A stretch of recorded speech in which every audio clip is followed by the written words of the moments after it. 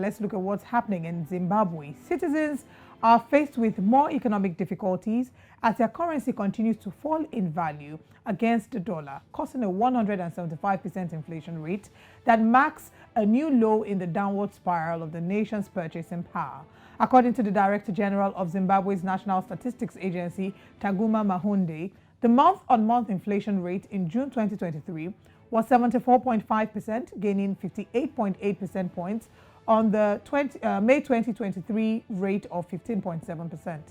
The year-on-year inflation rate for the month of June 2023, as measured by the All Items Consumer Price Index, was 175.8%. Now, according to Trust Chikuhura, an ex-president of the Zimbabwe Chamber of Commerce, the rise in inflation rate is caused by the local currency's declining value compared to the dollar, which pushes up prices. Now, joining us from Harare this morning is development economist Prosper Chitambara. Good morning, Prosper. Thanks for your time. You may need to unmute your device. I think you're still muted. We can't hear you yet. Good morning. All right, good morning. Great. Thanks for joining us, Prosper. Good to see you. 175% is scary. That is frightening figures, in any part of the world. The Zimbabwean government has definitely made some steps in the last couple of months to see if they can tackle this inflation. It doesn't seem to be working, Prosper. What's going on? Yeah, no, you're right. Actually, I think it's a number of factors. First and foremost, like you correctly point out, it's actually the highest inflation rate on the African continent, and one of the highest. I think we're number 3 or number 2 actually in the world after Venezuela. It's really on account of a number of factors. We have seen over the past few weeks a massive depreciation of the local currency, which obviously is generated inflationary pressures. Money supply has also been growing unsustainably. So those are the two biggest drivers of the hyperinflationary spiral that the economy has actually descended into. Yes, the government and the central bank have announced a raft of measures to try and arrest the situation. And we have seen over the past week, there has been some stability on the foreign exchange markets. But I think the challenge is how do we sustain that going forward, especially given the upcoming elections and pressures on public spending. So as it is, the monetary policy has been tightened, but the fiscal policy still remains quite expansionary. There are a lot of pressures on public spending. So that has resulted in government actually adopting a more expansionary fiscal policy. So I think that's the biggest challenge. The lack of complementarity, if you want, between the tight monetary policy on the one hand and on the other hand, an expansionary fiscal policy. But we're hoping that after the elections are done and dusted on the 23rd of August, the new government should then be seized with addressing the macroeconomic ills and challenges affecting our economy. I don't foresee a sustainable resolution of this crisis before the elections. There are a lot of pressures, like I said, in the lead up to the elections on public spending. And of course, that has a destabilizing effect on the macroeconomy. Let's talk about the gold-backed digital tokens that the Reserve Bank of Zimbabwe issued on the 8th of May. Some economists think that this is an effort in futility and will not stabilize the economy. And I'd like to find out your thoughts on that as well. No, it has had some stabilization impact because it has helped the central bank to mop up a bit of excess liquidity in the economy. But I don't foresee the impact being sustained. I think it's just a short-term stabilization. Of course, it's an important step, but the expectation was also that the demand for the USD was going to be moderated by introducing an alternative store of value. But from what we are seeing, the demand for the US dollar remains very strong. Why? Because the US dollar is more tradable and more liquid than these gold coins or the digital tokens that the central bank has introduced. But they've had some short-term stabilization impact on the exchange rates and of course on the macroeconomy. There's people who blame President Emerson Mnangagwa and his economic policies for sending Zimbabwe's economy to the gutter. I've seen a couple of people who've mentioned that. Will you agree with that? Would you say President Mnangagwa has completely and continuously gotten it wrong with his economic policies, or are his hands tied with global economic policies? And of course, Zimbabwe has continued to struggle for decades now.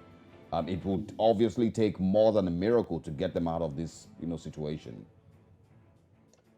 Well, I think the government has obviously made mistakes, not just this new government or President Mnangagwa, but even the previous regime. Both are the crisis. When you look at the genesis of the crisis in Zimbabwe, really starts in 1997, when the government decided to pay a compensation of up to about $2.4 billion to the former veterans of the liberation struggle. Then the following year, we had the war in the DRC. Our government actually intervened in the DRC war, and of course that cost the economy a lot. Then, of course, the following few years, we had the land reform program that affected agricultural productivity and ultimately affected the economy. And of course, the sanctions were then imposed a few years earlier. So I think we have made some economic mistakes, which I'm sure the government has been trying to correct. And the biggest challenge, I think, in my view, has been that a government has had to bear a disproportionate burden of the financing of critical infrastructure and critical sectors of the economy like agriculture.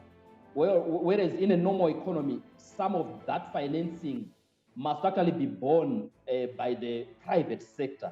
So private sector financing, private sector capital, and even investments have not been very forthcoming. I think it's also because of the challenging doing business environment and of course the uncertainties around the chronic high inflation. I think that has really discouraged a lot of investments and a lot of capital inflows. So government has had to assume a greater responsibility, and a lot of that financing has been through monetary financing, creation of money, and of course that has generated excess inflationary pressures. So I would think, I would say yes, I think there are a number of areas where we've made mistakes as a country, or government has made mistakes. And I'm hopeful that with the upcoming elections, the new government should actually be able to implement the right cocktail of monetary reforms, fiscal reforms, and institutional reforms that are critical to engender greater levels of confidence in the local economy. When you look at the pace of our institutional reforms, it has been a bit slow over the past 2 years, like reforming the parastatals, for example, reforming even private property rights in agriculture, giving farmers title deeds. Because that's also then critical in terms of unlocking private sector financing within the agricultural sector. The doing business reform agenda is also been a bit slow. So we are hoping that after the elections, probably these are the issues that will need to be prioritized in order to allow for greater confidence by financiers and by investors into the Zimbabwean economy. I did a number of mistakes that the Zimbabwean government has made. And I'd like to talk about this as an aside. As we count down to the general and parliamentary elections holding on the 23rd of August, would you say that the phenomenal increase in cost of purchasing forms in some way is another mistake? We've seen different sides of the argument. It's increased by 20%. So now it's going at $20,000 to run for president and $1,000 to run for parliament, all in US dollars. First of all, it's interesting that all of these are being charged in US dollars and not the Zimbabwean dollar. So I'd like to hear your thoughts on that as we wrap up this conversation. Well, I think that's a very controversial one. Of course, the Zimbabwe Electoral Commission has really come out guns blazing defending this move. I think they also require finances to be able to run the election. But the fact that, of course, they've also said there's an option to pay in the local currency, but I know there are a number of challenges that have been lodged at the courts to try to challenge this move by the Zimbabwe Electoral Commission. So some of these cases are, as we are speaking now, are actually before the courts.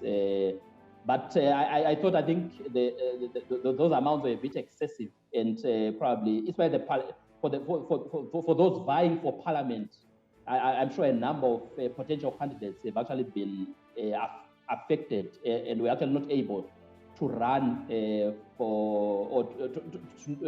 submit their nomination papers for the parliamentary elections. But I agree that I think the amounts are a bit excessive or a bit exorbitant, and I don't think that's the right.